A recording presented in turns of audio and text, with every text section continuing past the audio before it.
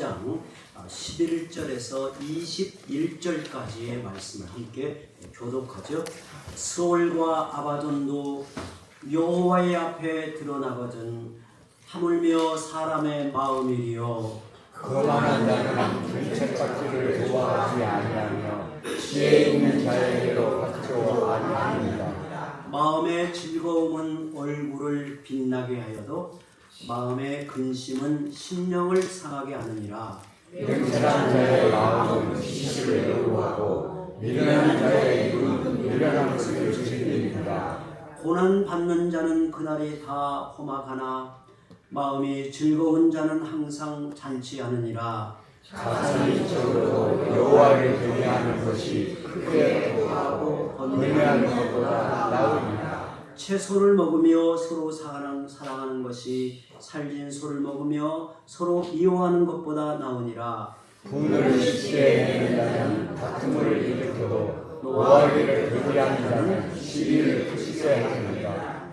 게으른 자의 길은 가시 울타리 같으나 정직한 자의 길은 대로니라. 지혜로운 아들은 아비를 즐겁게 하려고 미련한 자는 어미를 욕심적입니다. 함께 읽습니다. 무지한 자는 미련한 것을 지혜하고 명철한 자는 그 일을 바르게 하리라. 아멘. 이 땅에 사는 모든 사람들이 갈망하는 소원이 하나 있다면 단연 행복일 것입니다. 어떻게 하면 행복할 수 있을까? 오늘 나누려고 하는 말씀의 주제는 잠언을 통해 배우는 신앙인의 행복론입니다. 행복이란 무엇인가? 행복의 요인은 무엇이고 어떻게 해야 행복할 수 있는가? 오늘 말씀의 교훈을 따라 몇 가지 함께 나누려고 합니다. 먼저 행복이란 무엇일까? 우리가 그렇게 갈망하는 행복이란 무엇일까? 독일의 문호 괴테, 그는 세계적인 소설가이고 시인이었죠. 괴테가 인생 말년 75세쯤에 되어 이렇게 말했다고 합니다. 내가 75년을 살아오면서 정말 행복했던 순간은 불과 한 4주밖에 안 되는 것 같습니다. 대부분 시간은 바쁜 일에 매달려 분주하고 괴로워하며 보냈습니다. 왜 사람들은 행복을 바라면서도 정작 행복하지 못할까요? 이는 행복에 대한 오해 때문입니다. 행복이란 나는 반드시 행복해야 한다며 행복 자체를 목적으로 삼고 쫓아간다고 행복해지는 게 아니죠. 행복은 그 자체가 목적이 아닌 결과로 주어지는 것이 행복입니다. 둘째, 행복에는 도덕성이 있습니다. 다른 사람을 불행하게 하더라도 나만은 행복할 수 있다고 생각하는 사람들이 많습니다. 그러나 다른 사람을 불행하게 하면서 내가 행복해질 수는 없습니다. 적어도 자기 양심이 허락하지 않습니다. 수단 방법을 가리지 않고 손에 쥘 수 있는 것이 많지요.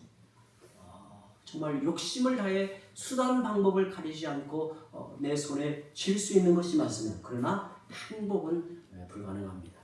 억지로 행복을 소유할 수가 없습니다. 다른 사람을 행복하게 하면서 내가 행복해지는 것, 이것이 행복의 도덕성이에요.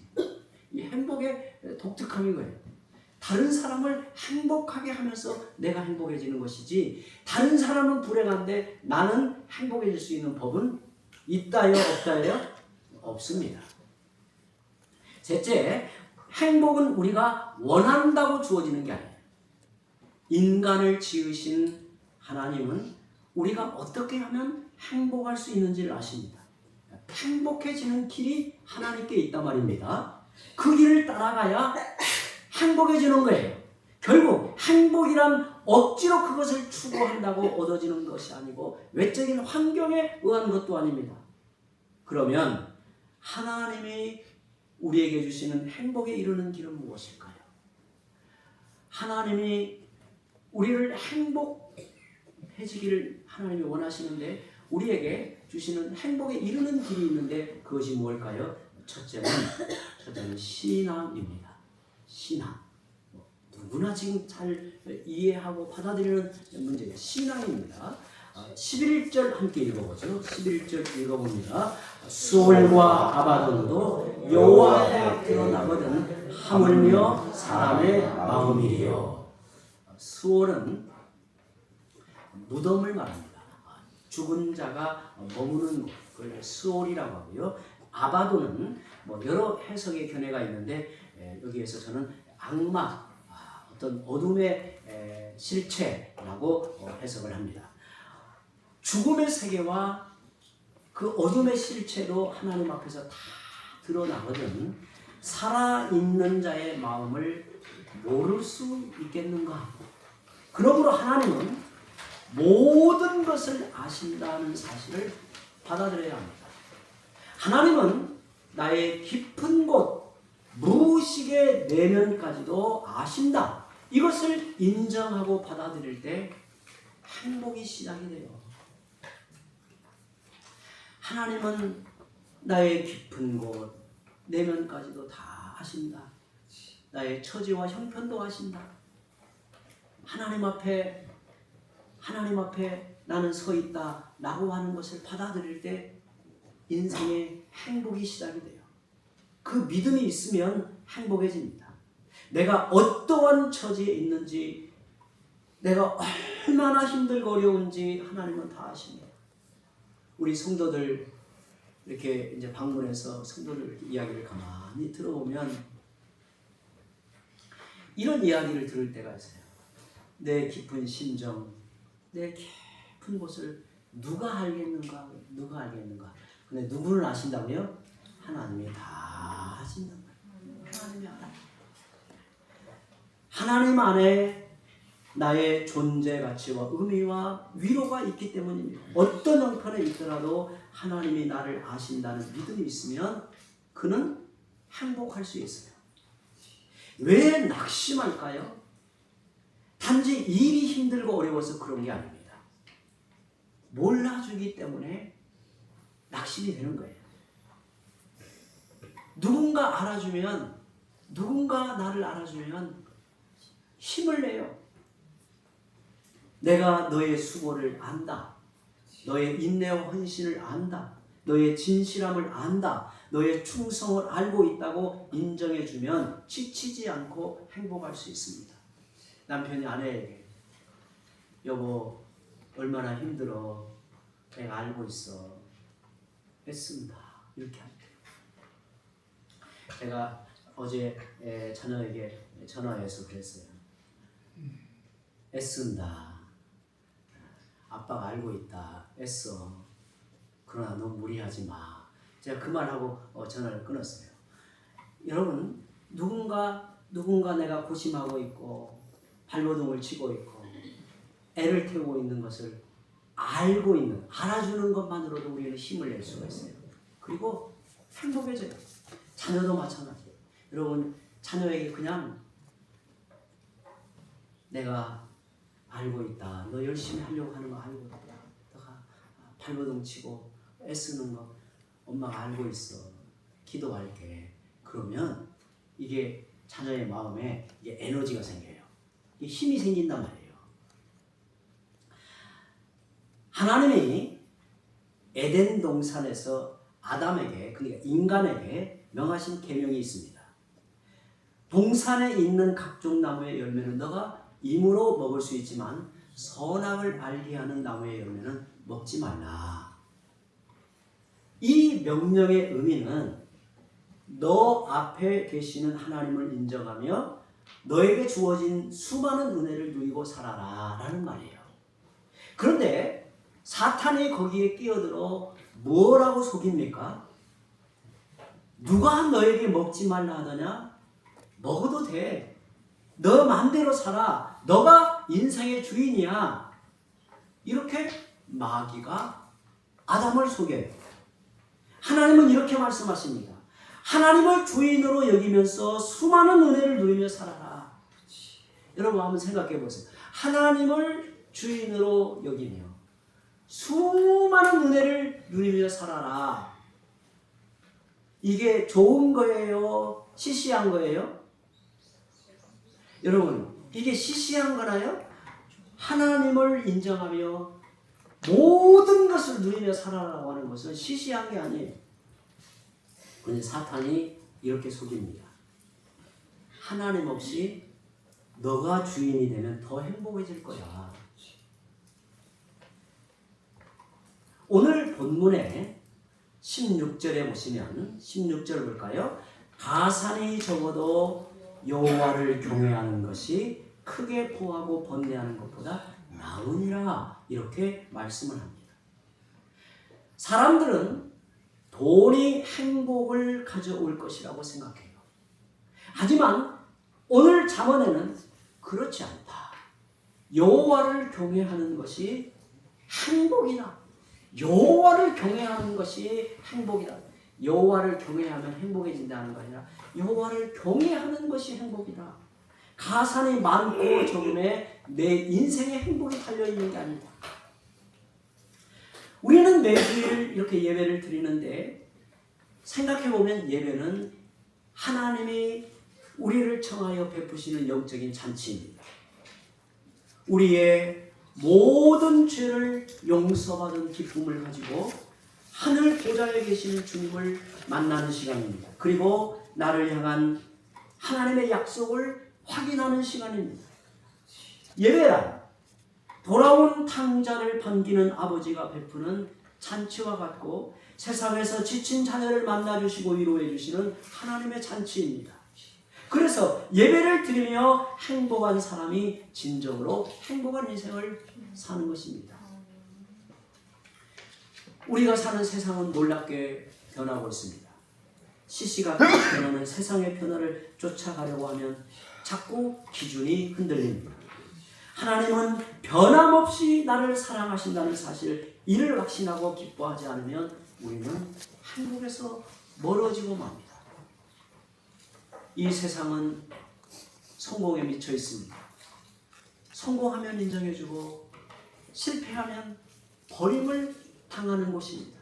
이 세상에서 내 가치는 성공에서 찾을 수밖에 없습니다. 그래서 사람들이 성공하지 못하면 어떡하지? 인정받지 못하면 어떻게 하지? 라는 불안감 속에서 살아갑니다. 그래서 어떻게 하든지 살아남고 또 성공해야 한다는 부담감에 시달리고 있습니다. 이런 사람들에게 행복은 먼 이야기입니다. 그러나 하나님 나라는 그렇지 않습니다. 나의 존재 가치를 그대로 인정해 줍니다. 하나님은 나를 사랑하시며 내 모습 그대로 인정하십니다. 하나님이 좋은 게 이런 거예요. 하나님은 있는 그대로 우리를 받아줘요. 마치 탕자를 기다리는 아버지, 하나님의 이미지에 가장 잘 보여주는 그 하나님의 이미지. 정말 여러분들이 예수 그리스도를 참되게 믿는다면, 영원한 천국을 보장받고 성령을 따라 살고 있다면 여러분은 참으로 복된 인생을 살고 있는 거예요.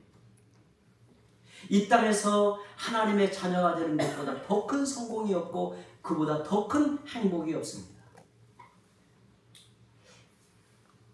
하늘과 땅의 만남에서 오는 나의 존재 가치, 그리고 자신의 미래에 대한 소망이 넘치는 확신이 있을 때 참으로 평안하고 그 인생이 행복하다 할 수 있는 겁니다. 오늘 말씀 12절을 또 함께 읽어보죠. 12절 읽습니다. 거만한 자는 견책받기를 좋아하지 아니하며 지혜 있는 자에게로 가지도 아니하느니라. 지혜로운 사람은 누구일까요? 하나님이 아신다는 것을 인정하는 것입니다. 하지만 거만한 사람은 그것을 부정합니다. 하나님이 이 모든 것을 어떻게 아셔? 하나님이 나를 아신다고? 모른다고 억지를 부립니다. 유대인의 전설에 의하면, 이건 유대인의 전설에 의한 거예요. 요셉이 시위대장 보디발의 아내로부터 유혹을 받고 거절할 때 그 보디발의 아내가 자기 치마를 벗어서 옆에 있는 신상을 덮어씌우고 이렇게 말했다고 합니다. 지금 우리의 신은 볼 수 없습니다. 당신과 나 둘 뿐입니다. 그때 요셉이 이렇게 말합니다. 당신의 신들은 그럴지 몰라도 내가 믿고 섬기는 하나님은 다 지켜보고 계십니다. 요셉이 형통하고 행복한 인생을 살 수 있었던 것이 바로 이런 거예요. 하나님이 내 삶을 바라보고 계신다는 사실, 그것을 알아야 합니다. 오늘 내가 좀 더 진실하고 신자답게 살겠다고 참고 견디며 애쓰는 그 모습을 하나님은 기뻐하며 바라보고 계시다는 사실을 믿어야 합니다. 아멘. 그럴 때 참된 이유가 있고 행복한 인생을 살고 있는 거예요. 둘째, 행복은 마음에서 오는 것입니다. 행복은 외부의 환경이나 내가 바라는 조건에서 행복이 비롯되는 것이 아니라 내 마음에서 행복은 일어난다는 거예요. 마음이 즐거우면 얼굴에 빛이 납니다. 13절에 보면 마음의 즐거움은 얼굴을 빛나게 하여도 그랬어요. 내 마음이 즐거워야 그 인생이 잔치가 되는 겁니다. 돈이 많으면 행복할 것이라고 생각하나요? 행복이 물질에서 온다고 착각하기 때문에 불행한 거예요. 예뻐지면 행복할까요? 좋은 옷을 입으면 행복해질까요? 행복해지나요? 그렇지 않습니다. 우리의 소유가 전부가 아닙니다. 소유는 하나님이 내게 주신 선물에 불과합니다. 소유는 무엇가 되었든 하나님이 내게 주신 선물에 불과해요. 그러므로 소유를 넘어서 그것을 주신 하나님을 바라볼 때 거기에 마음의 기쁨이 있습니다. 하나님을 믿을 때 그 인생이 흔들림 없는 신뢰가 생겨나고 그 안에 참된 평안이 있습니다. 그리고 그 뜻 안에서 내가 살아가는 오늘을 바라볼 때 모든 것에 의미가 생겨요. 여러분, 저는 그렇더라고요. 우리 성도들도 그럴 거라고 저는 생각합니다.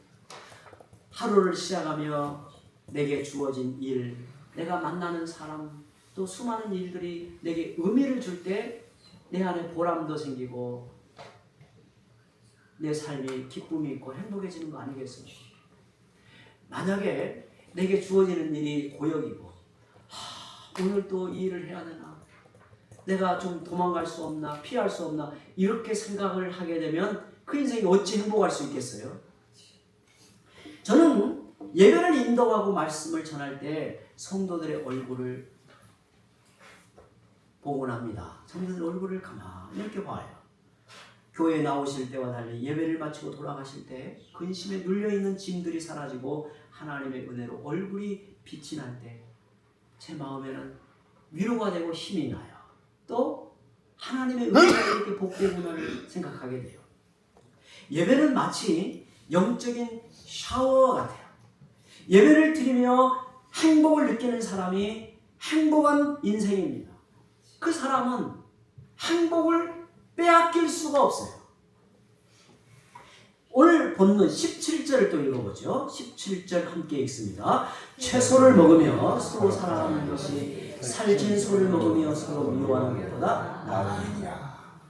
돈보다 사랑과 화목을 더 중시하는 것이 행복이다는 거예요.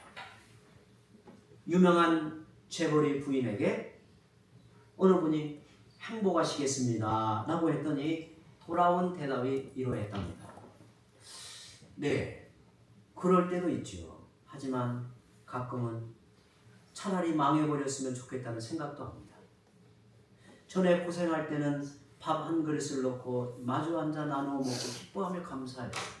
이렇게 행복한 시절이 있었는데 이제는 일주일에 하루 얼굴 보기도 힘들어요. 이게 무슨 행복입니까? 그 재벌의 부인의 이야기가 참 와닿습니다. 이게 행복이라 할 수 있겠어요? 가정의 화목이 제일입니다. 가정의 화목이 제일입니다.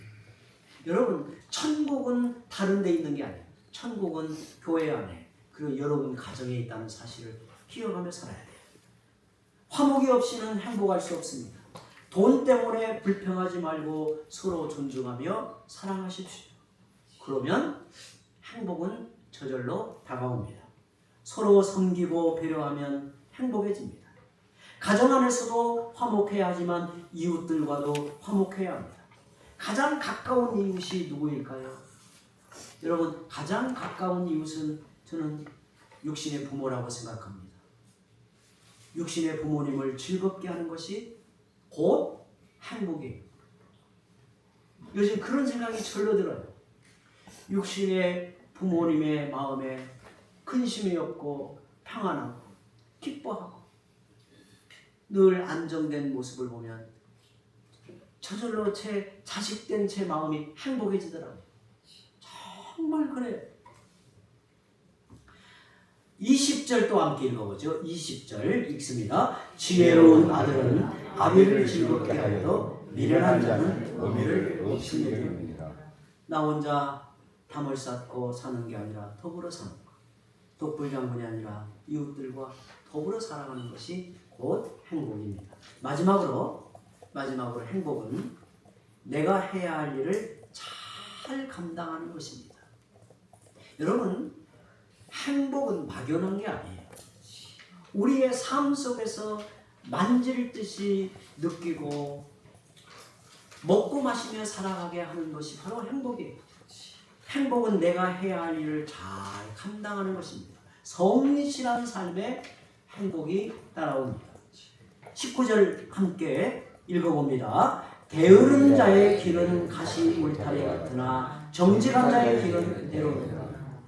한량처럼 사는 게 행복할 것 같지만 그렇지 않습니다. 게으른 자의 길은 가시 울타리와 같다고 해요.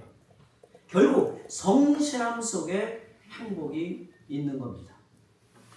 부지런히 내게 주어진 일을 성실하고 거짓 없이 살아가면 거기에서 하나님께서 저절로 행복이 싹터 오르게 만들어요.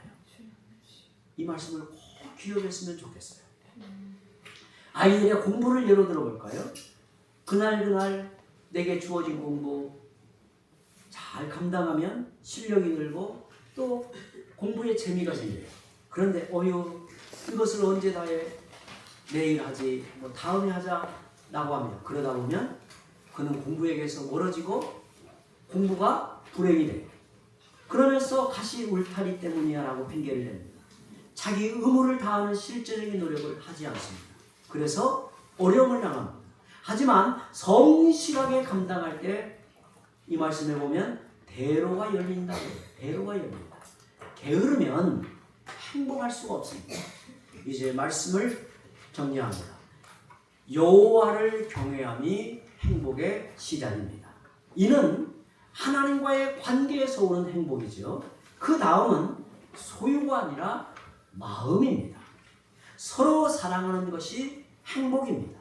더 나아가 주어진 환경 안에서 서로 용서하고 성실하게 살 때 그에게 행복의 열매가 따라오는 것입니다. 이렇게 기도합니다.